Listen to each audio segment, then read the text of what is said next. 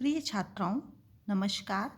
आज हम महाकवि भास प्रणीत स्वप्न वासव दत्तम के पंचम अंक के आगे की ओर बढ़ रहे हैं।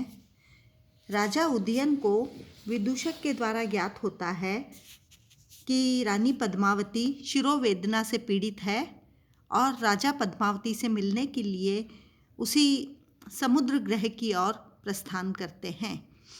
राजा विदूषक से पूछते हैं कि अथ कस्मिन् प्रदेशे वर्तते पद्मावती, कि पद्मावती किस स्थान पर है।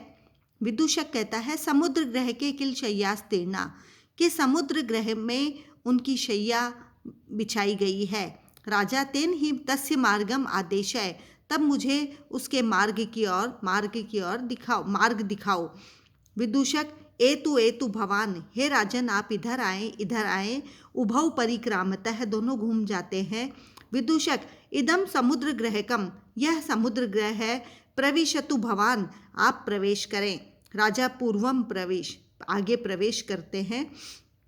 तभी विदूषक कहता है भोः तथा प्रविश्य अविहा तिष्ठतु तावत भवान, कि अरे दुर्भाग्य है, तिष्ठतु तावत भवान, आप यहीं ठहर जाएं।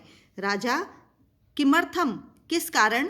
विदूषक कहता है एष खलु दीप प्रभाव सूचित रूपो वसुधा तले परिवर्तमानोयम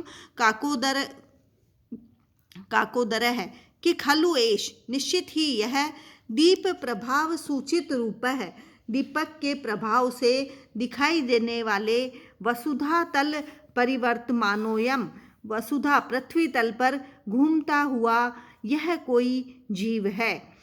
तब राजा कहते हैं कि प्रविश्य अवलोक्य सस्मितम, वहाँ प्रवेश करके और मुस्कुराते हुए अहो सर्प व्यक्तिर्वेधेयस्य, कि तुम इसको सर्प मान रहे हो। हे वेधेय, हे मूर्ख, तुम इसे सर्प समझ रहे हो।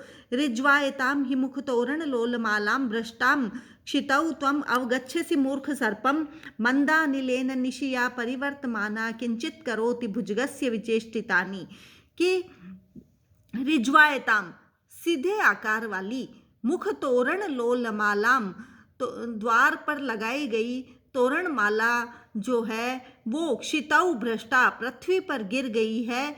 और हे मूर्ख, त्वम सर्पम अवगच्छसि, तुम इसे सर्प समझ रहे हो। मंदानिलेन, धीमी गति से चलते हुए, अनिलेन, वायु के द्वारा, निशिया परिवर्तमाना, जो रात्रि में परिवर्तित घूम रही है, हवा के द्वारा हिलाई जा रही है। और किंचित करोति भुजगस्य विचेष्टितानि, और कुछ सर्प के जैसी चेष्टाएं कर रही है।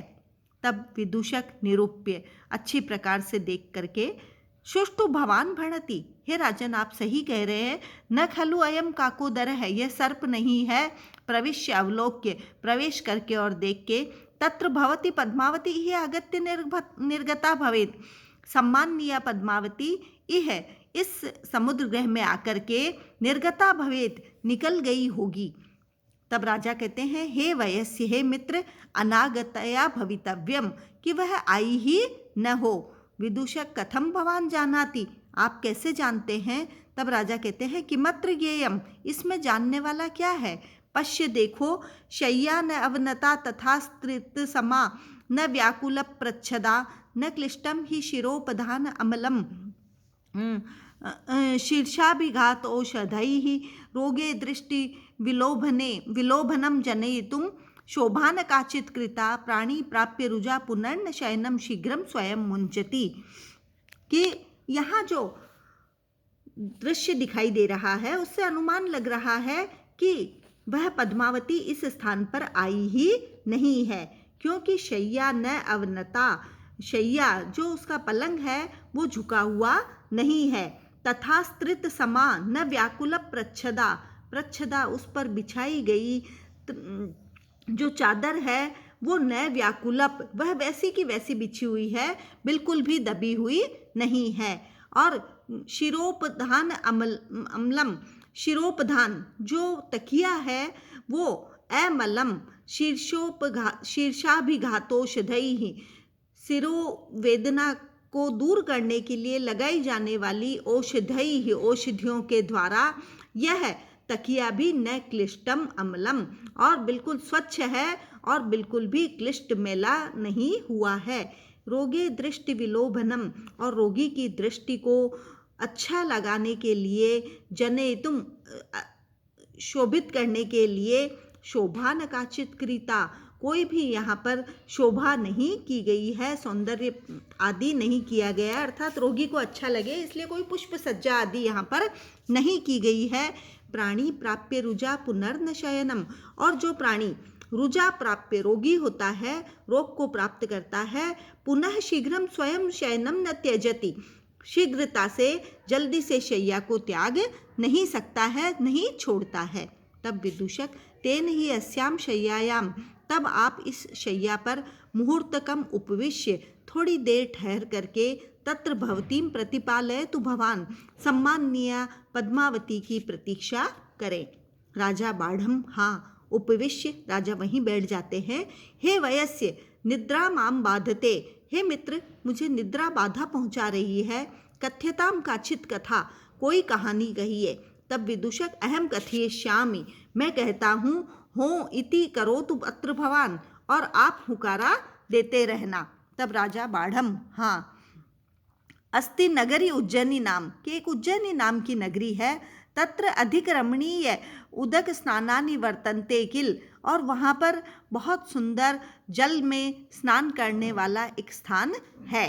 राजा कथम उज्जैनी नाम, क्या उज्जैनी के बारे में कह रहे हो? तब विदूषक यदि न अभिप्रेत ऐसा कथा, यदि आपको यह कथा अभिष्ट नहीं है, अन्याम कथयिष्यामि, मैं दूसरी कथा कहता हूँ।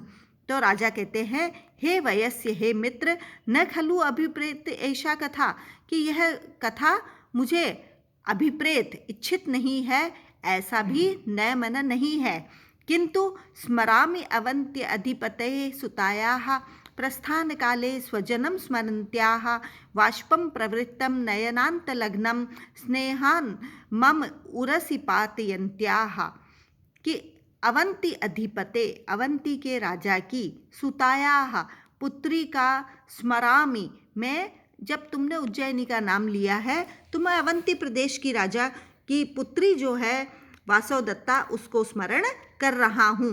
और प्रस्थान काले स्वजनम स्मरन्त्याः, और जब मैं उसको लेकर के निकला था तो वह अपने स्वजनों का स्मरण करते हुए, वाष्पम प्रवृत्तम नयनांत लग्नम, और जिसके आंसू नयनांत नेत्रों के अंतिम भाग की ओर लग गए थे, ऐसे स्नेहोन स्नेहपूर्वक मम उरसि पातयन्त्याः, और आंसुओं को भर करके वह स्नेहपूर्वक मेरे वक्षस्थल पर गिर गई थी। अपीच, और भी